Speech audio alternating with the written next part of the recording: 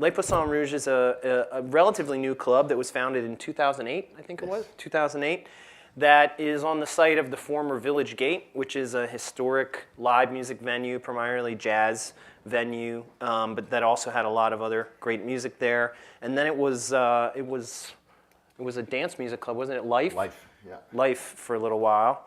And in 2008, David and his partner, Justin, who unfortunately can't be here today, he might come a little bit later, opened up the club. David and Justin are two classically trained musicians who went to Manhattan School of Music.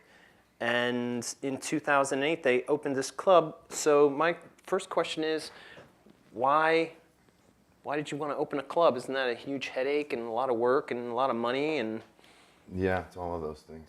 Definitely. So what was the motivating factor? I think really the catalyst was that both of us, and I in particular, had trouble reconciling this notion of being a classical musician in this age, and having an almost religious devotion to something which most of our peers were fairly indifferent about. Leaving the sort of ivory tower of that conservatory, it was important to us to make relatable that which we were giving so much of ourselves to. And you know, I went to performing arts high school in the city here, and had a lot of friends that were interested in the arts. They were disciplined themselves in one art or other, one medium or other, and many of whom didn't know very much about, in particular, classical music. And I sort of took it upon myself, especially when a lot of those friends were in their 20s or maybe outside of high school, wanted to know more about classical music, didn't know, you know, an opus number from a key signature, didn't know Mahler from Mozart, felt very disassociated from that world. Ticket prices were really exorbitant. Sort of a lot of concert rituals, like when do I clap, when do I cough in between movements, how does it work? You know, it was just, I found that it was it seemed to be a problem of packaging more than content that was disassociating the art and particularly headier music, for what it's worth, from these younger listeners.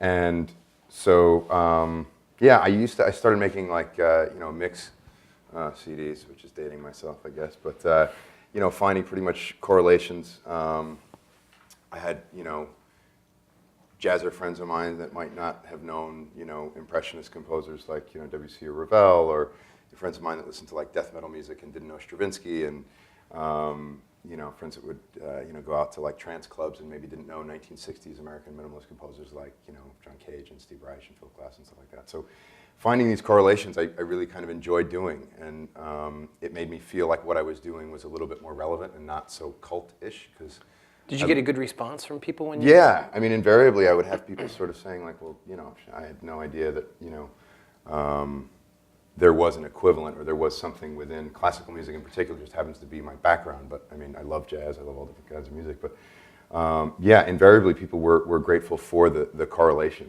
and then it really just became clear that it was a lot of these rituals, a lot of these stigmas that were keeping younger listeners from going to the concert halls, and they had just gotten pretty lame. So it was just too uptight, too formal. Yeah, and it was like, you know, the thinking was that, you know, we wanted to change the vantage point from which people experience music and the arts in general. We have a fine art gallery that's in the adjacent room to our performance space. And yeah, just sort of feeling like, you know, it's only relatively recently in history that the arts and revelry, fun, have been divorced from one another. And you know, our thinking is that both are suffering from that disassociation. So, you know, conservatories are doing a lot of conserving, and concert halls are doing a lot of, you know, preserving in a very like pristine environment, but that it did feel a little bit sterile, whether that's museums or concert halls, and that really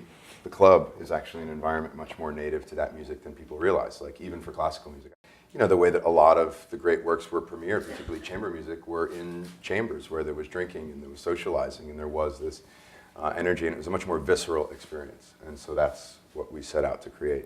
Is there any, in all of that, is there any kind of implicit or explicit critique of the institutions of, or no, just looking for a cool place to play? We're just doing what we set out to do, and because we believe that it's necessary. There's certainly more than enough room to go around for there to be all different kinds of places. I have utmost respect for the classical institutions like Carnegie and Lincoln Center. We have partnerships with all of them.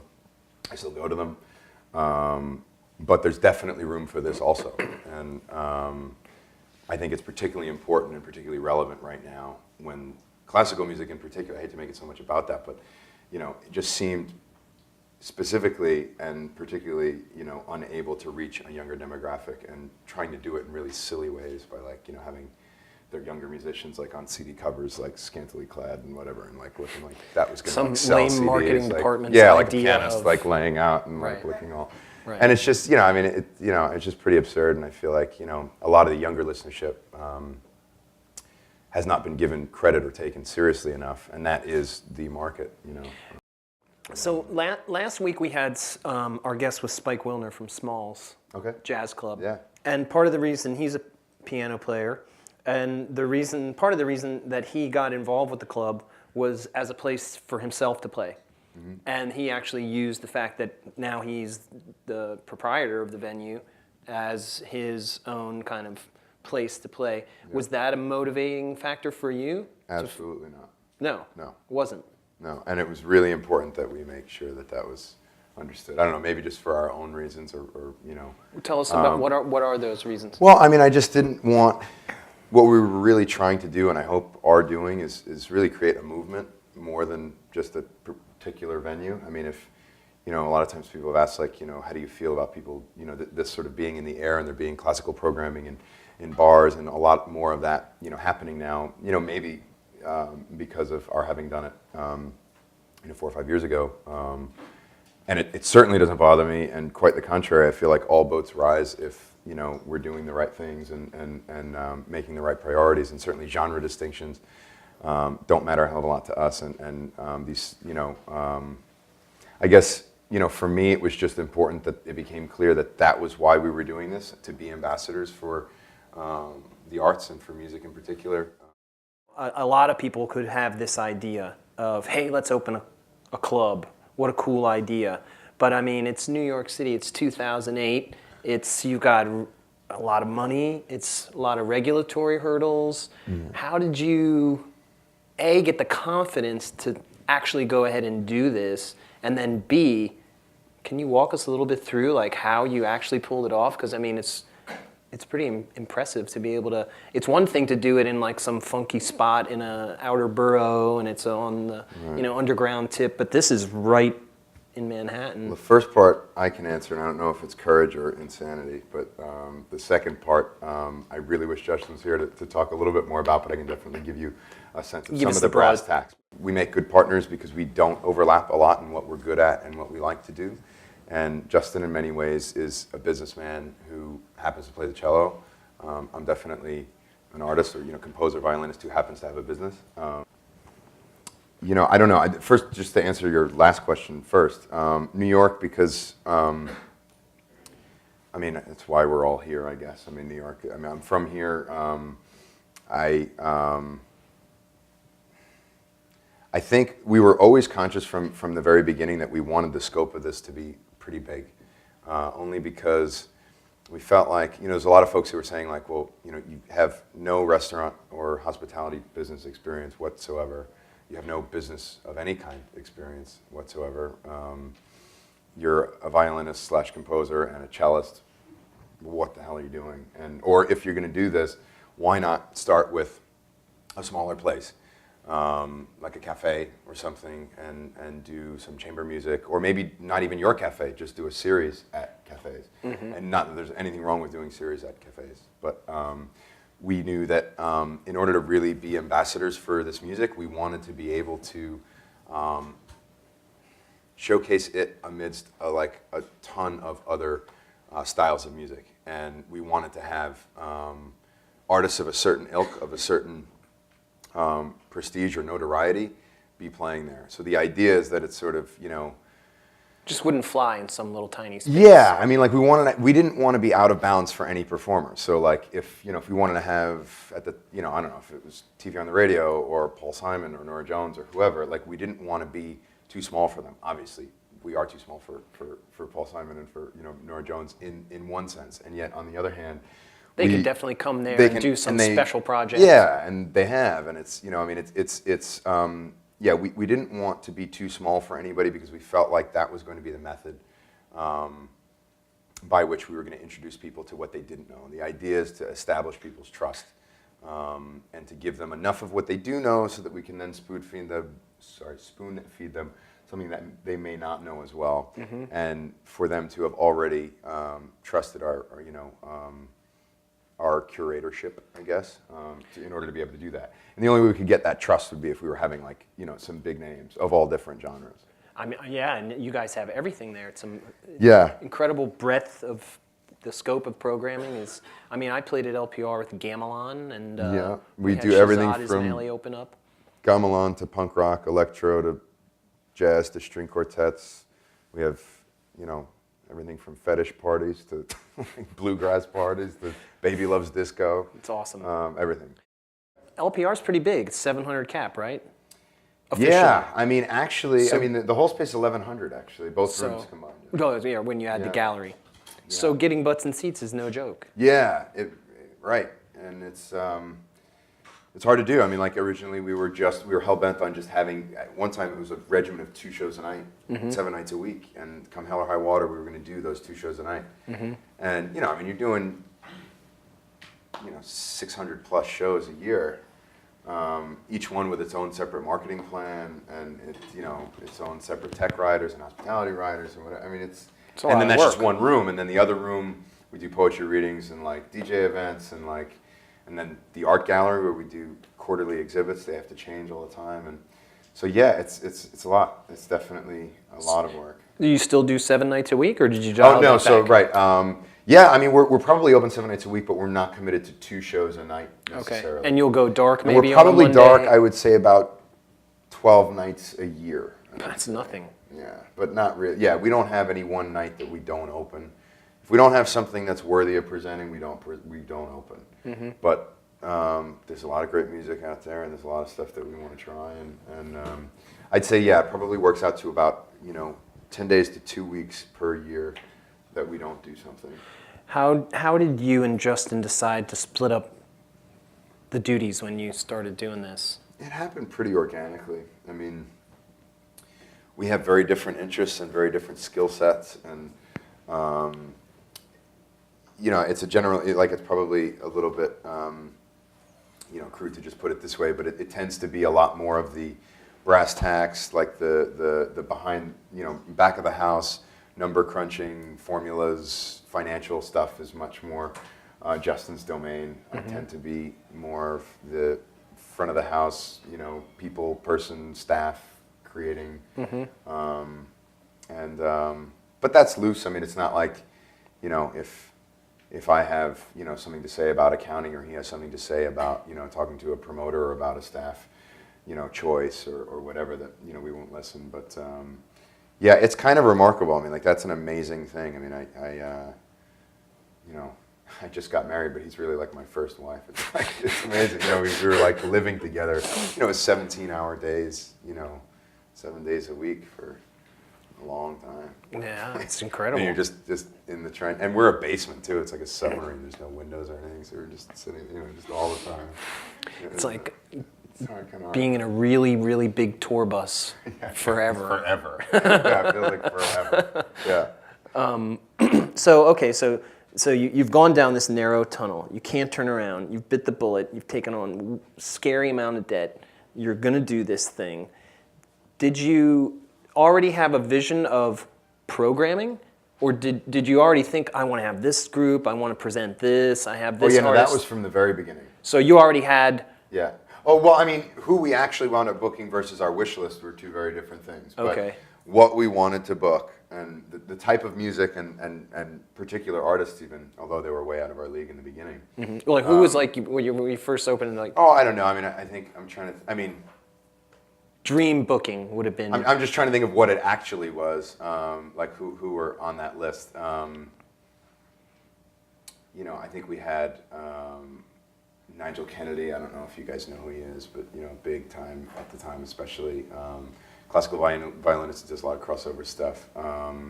But I'm trying to think of who would have been like laughably out of your out of league our or something. league. Yeah, I mean, Well, if you think of anyone, yeah, you it can- escapes me now. Like, who would Yeah, it would be sort of like the best example, but you know, we aimed high, but it was also, I mean, it wasn't. It was, you know, an exercise and one that was useful. Like, so we did make it so that they were the types of folks who we could also bring in there as well. And, right, that were attainable and could play for a fee that you could yeah, and some of the stuff reasonably that we, recoup.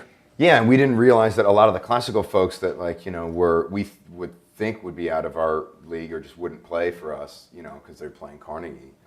They were actually easier to book than the stuff that, like, we thought, I don't know, would be kind of a given. I mean, it actually proved to be easier to book opera in a nightclub than to book, like, TV on the radio or something. Because the reason I'm asking a little bit about this background with the programming is because I know early on you made some key partnerships with Bryce Rosenblum and Ronan Givoni of Wordless Music. Yep. Were those things, did those relationships come out of necessity, or did you seek those people out because you thought they could add something interesting? Do you know what I mean? Or was it kind of like, wow, Both. we yeah. Both. I mean, we knew, like, pretty early. In general, we knew just because of the scope of the place that there was a lot that we weren't going to be able to do ourselves. Even just operationally, like, if it was a pub or something, we would want to be bartending and bouncing and doing whatever, you know, Right. ourselves. But because of just the size and scope of the operation, You don't want to be a bouncer, you hurt your hand. Yeah, right. You That's bad. can't play. Bad idea. Right? Yeah. But because of just the size and scope of the place, it became clear that we were going to have to delegate, no matter how much we were control freaks or whatever. It just wasn't going to be possible any Right. other way. And booking was probably, you know, chief amongst those things that we knew had to be delegated. We knew we weren't going to be able to do it ourselves and also just run this thing. Did you think originally that you wanted to do it yourself, or? A little bit. I mean, we knew what we still know now, which is that we wanted to be, you know, intimately involved in that process and wanted So to be the vision very comes hands-on. from Yeah, you guys. and that the better job we would do with selecting the bookers would be the less work we would have to do to establish an identity for the venue and show, you know, be banging our heads against the wall saying, like, no, this is the kind of show. No, not that show, this kind of show. Right. So we knew that that would be an important part of our team, you know, one of the, if not the most important part of the team. So, and yet we knew that we'd have to work with these people because we want to be very hands-on and really want to set the tone. And I think the first year was a lot of that. It was figuring out, okay, what exactly do you guys want to do? What is the distribution of classical to jazz to electro to world? Do we have any other questions right now? Whoa, hand shoots up. Yeah, great. I'm curious if you can share with us any marketing strategies that have proven to be effective, like when you got a show, but you know you're not, the seats are going to be empty. What are some tricks for getting people, seducing people to come to the show? Question is marketing strategies that work for challenging shows. Yeah, I mean, I guess sort of our slightly more what our answer would have been as opposed to now might have changed. I guess kind of the callous or maybe a little bit more seasoned answer is if we're going to, you know, not have bodies in the room, we shouldn't have booked the show in the first place, and we're very careful now to make sure that we're never in that circumstance, although it still does happen. If we're really, you know, I mean, our market, just to take a step back, marketing-wise, I mean, we've found that, you know, we do, it's almost all online. I mean, we do some print, and honestly, we do as much of it just to appease some of the old school artist reps that need to see print. Print meaning like ads in The Voice or something Yeah, like exactly. Yeah. I mean, we do listings in all the publications, and fortunately, they, you know, care enough to put our stuff in there. But Right. in terms of just straight up ads, we don't do very much in print. Whatever we do is usually just for the old guard that really needs to see that as a you know, a sign that we've been giving, you know, proper diligence to their show. Right. But really, in terms of effectiveness, it's all online and mostly viral. And there's, you know, we have a lot of different partners, and the email list is obviously a venue's and a musician's, you know, probably most valuable tool. That's something to write down, folks. Yeah, I mean, that for us is that's our biggest asset for sure. So cultivate your audience list. And we do that, you know, through incentivizing them, you know, in order to get those lists. We do have a membership program. So if a show at the outset we think is going to be a little bit of a challenge, we may make it a member show. Also because there's nothing that we would book that we wouldn't feel good about. So I mean, it's good to be able to introduce that to our members. But if it's something that's like an emerging artist that we're maybe a little bit more concerned about. But generally, our risk tolerance is not the same. We used to take a lot of risks that now, it's funny because then we couldn't afford to do it. And now maybe we could. We do it when we're really passionate about a particular artist for aesthetic reasons. But financially, if somebody is really not, there is such a thing as just not being the right size for a room, either being too big or too small for a room. And we encourage, a lot of the times we'll follow an artist and say, look, just get yourself in a couple of these other places, show us that you can sell out X, Y, and Z place. And then we're not taking on your risk for you. Because a lot of times artists we're feeling like, well, if I can get the gig, then my work is sort of done. And then we were basically taking on their risk, and it was burning us a lot. So we do less of it. When we're really passionate about an artist, we bring them in, and then probably try and do a lot with our membership. And then if all else fails, and like you're really afraid of just not having bodies in the room, we do paper shows. I mean, we've probably done it once in the entire year this year. Papering meaning just giving away tickets. But again, if you don't have a sufficient net to throw out to, then no one's going to come to your free show even. But yeah, that was the big, so we'll sometimes just say, come down, this is a gesture, this is something we'd like for you guys to come to. And then, come from beverages as opposed to ticket admissions or food? The majority come from bar. And when I say bar, yeah, food and beverage. I would say percentage-wise, it was 80-20, now I'd say it's 70-30, and it will be, the aim is for it to be 60-40. And the reason I say the aim is obviously not because we want the bar sales and bar and food sales to go down, but the more aggressive our offers are for tickets, with the artists, the more we're doing our job right, and the caliber of artist is obviously going up. It's not even necessarily that we want more points or take from the artist more, but that we're just booking bigger artists and that we're making more at the gate. Even if it's our same percentage that we've always asked for, it would just be a sign of, and always is a sign, as that ratio has been shifting in our ability to make money at the door. I mean, it tends to be that an artist that is not established, you just want bodies in the room so that they'll drink and enjoy themselves and enjoy the program. But from a business standpoint, the way we're going to make money off of that show is going to be at the bar, because it doesn't warrant more than maybe a $5 ticket or a $10 ticket, and it's not at capacity. People there, so let's hope at least that they're drinkers. Right. Whereas with a bigger show, there's much more that we can expect to get. Obviously, the ticket price tends to be a little bit higher, although we're never really very high at all. And we have that same percentage becomes more meaningful to us. Right. So yeah, the hope is that that ratio gets closer to 50-50 each year. As far as our environment and how it would relate to what we do, I think a lot of and maybe there's some of that in your question, is if we're presenting music in a less austere or less puritanical way, what do we do with? Does it degrade from the performance experience and stuff? And what I've found is really interesting is that we have,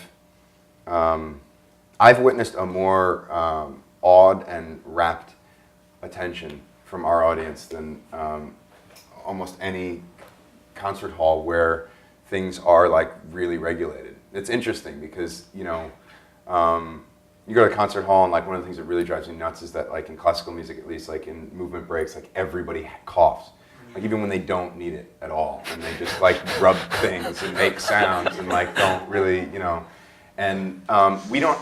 I mean, whatever. I mean, it's not like our experience is consistent all the time or completely other than that all the time, but really by and large it is. I mean, people don't necessarily know now's the time when I'm supposed to wrestle in my chair, or sometimes you do get applause where it doesn't belong at the end of a movement instead of at the end of a concert. But but we're not curing cancer. It's I mean, it's that's great. So what? I mean, cell phone pisses me off. I mean, just I'm sure it would, anybody who's playing. If if you guys, I mean, that is, I don't know. That's an intrusion, and that's one that can be helped. And And yet, you know, I mean, it's the modern age, I guess, too. I mean, sometimes you forget. I've forgotten too, and you know, it's better if it's at a movie than if it's at like you know, a live performance, especially a classical performance where it's like pin drop quiet.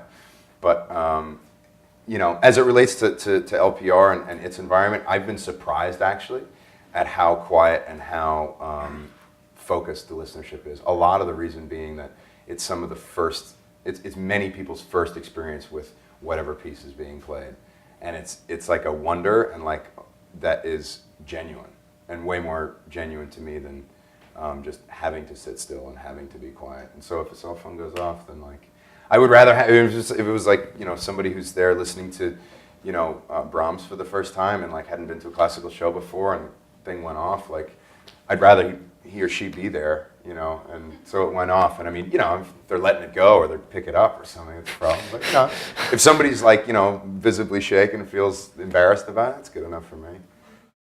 How is it trying to be a musician and having this huge project that takes up most of your waking life?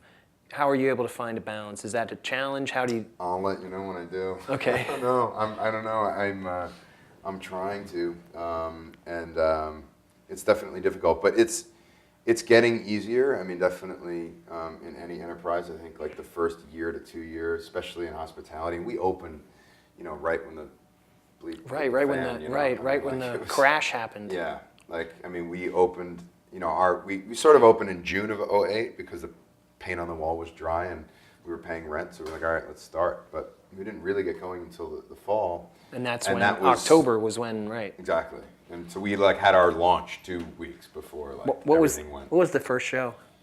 The very first show was it was for JVC Jazz Fest, and Wow.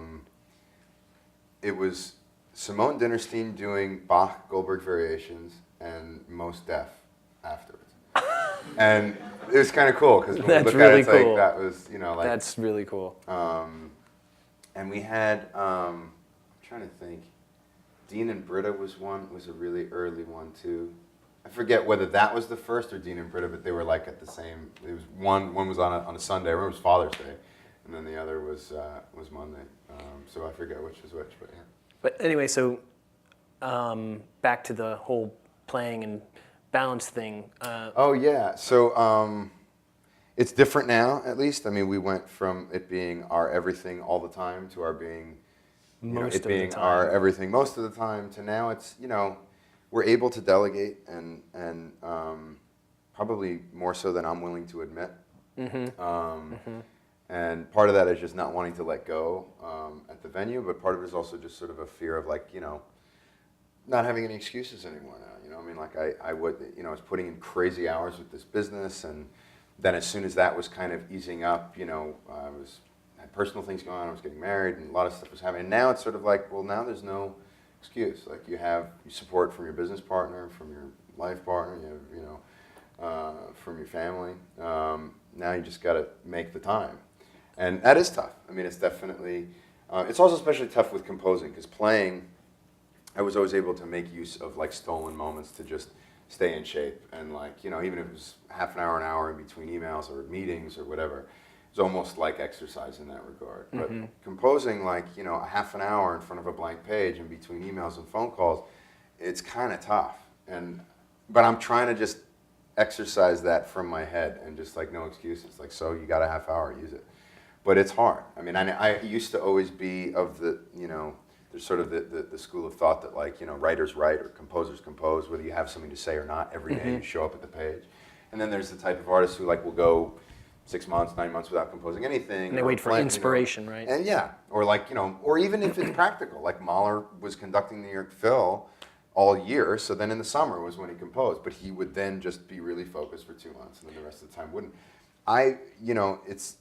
I've tended to be, whether it's because of inspiration or just necessity, it's been either on or off, but not like an everyday thing all the time.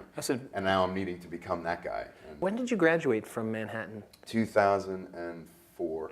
Okay, so there was a 4-year period in there. Yeah, except it wasn't really a period.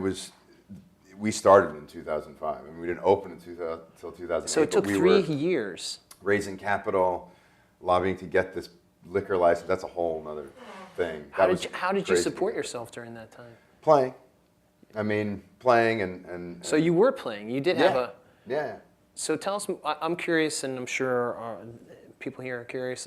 What kind of playing experiences did you have? So you had an active performing career, and then you switched. Yeah. So first, I'd like to hear about what kind of performing you were doing, and then mentally, how was that switch? Was it difficult to let go of the playing all the time? If I realized how much I was going to be letting go of it, it would have been a lot more difficult. I didn't realize. I was like, well, I'm doing this too now. So like I didn't mourn the loss of it until it was really felt like it was gone, and now I'm trying to recover it. But yeah, from 2004 on, we were writing the business plan. We were trying to raise capital. We were looking at locations, and then once we found a location, it was the licensing. And all the while, it was playing. I play viola as well, so I was freelancing. And being a violist as well means that you can get, twice as many gigs.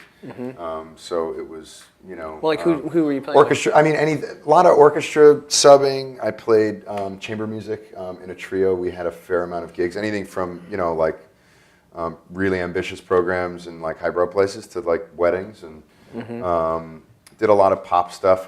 Because I was a composer and arranger, I did some stuff I'm proud of, some stuff I'm not. But everything from What was some of the stuff you're proud of? A lot of film work. Oh, great. That I really, I hadn't done much of and really got excited by, and was sort of really calling my own shots because I wasn't charging that much, and then was able to charge more. But in the beginning, really just doing it on merit and what work I liked. And I'm a huge film buff, so that was fun.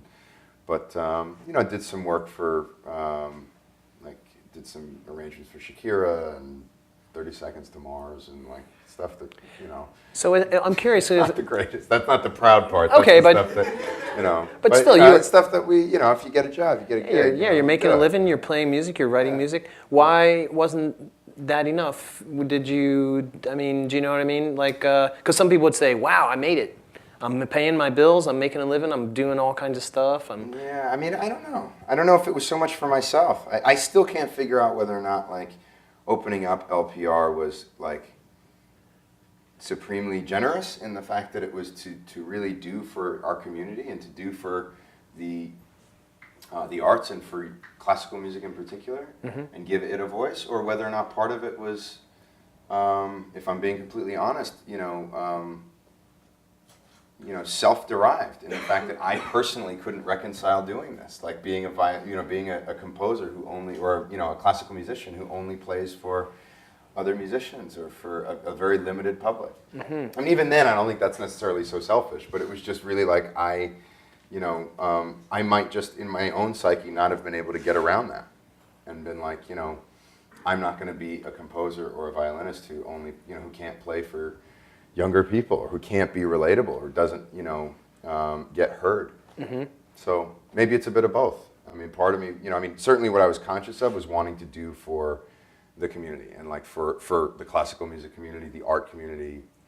Jazz and classical were the two that were like the most underrepresented. I felt like younger people were just not listening to the stuff. So it was like, what can I do to make it relatable?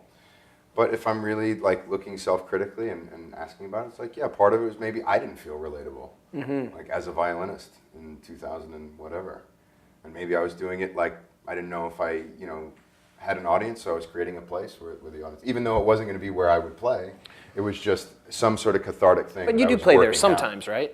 Yeah, I've probably played 6 or 7 times in 4 or 5 years. Oh, really? Okay. Yeah, and it's particular projects that I'm really excited about. That we did the New York premiere of Arvo Pärt's 4th Symphony, which was an awesome experience because it was the symphony opened for Mono, which is a Japanese atmosphere rock like metal band, and but we sold it out 3 nights in a row, and it was like 700 20 and 30 somethings, tattooed and pierced to the nines, beers in hand, listening to a 40-minute long symphony, standing, and it was like pin drop quiet.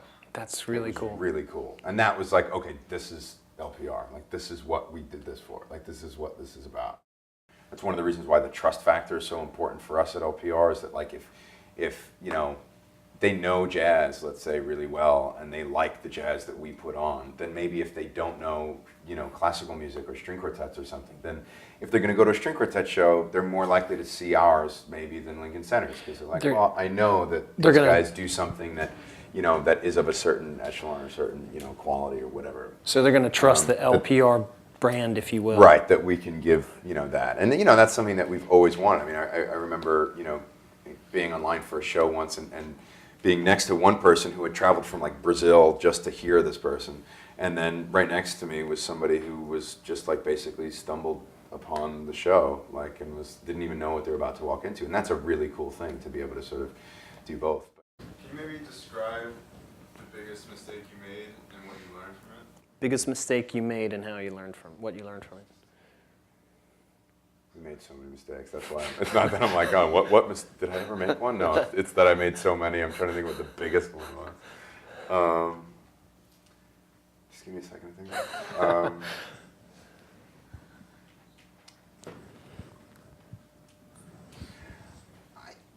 I think, and this isn't like going to be necessarily like the most uplifting response to the question, but like we underestimated the gallery space, like the people's want to be communal, I guess. The gallery space is where we don't really do that much programming. So we do spoken word stuff, we do like poetry readings, and we do DJ driven events, like, but we don't do performances. And the idea with that space originally was going to be that it was just going to be a place for people to congregate, like a really, really artsy watering hole kind of a place where you're just like what I was talking about, Parisian 20s, of just like where it's just this hotbed of new ideas and a culture, salon kind of salon, and like everybody's gonna, and we actually made some pretty defined steps towards like packaging it that way, and the art gallery was going to be open during the day, and people were going to come even though we didn't have shows, and the fact is that they just didn't. And that space we had to totally reinvent. And I think that it was a lesson for me. I mean, the one lesson was kind of a bummer one, which was just that like people don't necessarily just want to be around like-minded people and just talk about art or something and get drunk, because it would be cool if they did. But I think probably the bigger lesson in it was just learning which things are those to hold on to and which things are those to let go of and modify and move on. And I have a lot of trouble with that because I'm kind of a little bit OCD, and I like, if I have a way that I want something to go. And in music as a composer too, that's something that like when I have to abandon a musical idea if it's not going to really work the way that I need it to, that's a hard thing to do. This was hard too, because the whole thing is kind of an exercise in those ideas that you can't get rid of and you can't compromise, because if you compromise on them, you are compromising that integrity, and people smell it, they know it, and then you're screwed, and you don't feel good. But then there are the things that like you think you should be holding on to, and like, no, we must do it this way, and it's like you will, go top speed into a wall, and you can just keep going into the wall, or you can change. So that was probably the biggest adaptation, I guess, was like the the big lesson there, or change, changing what you were vehement about.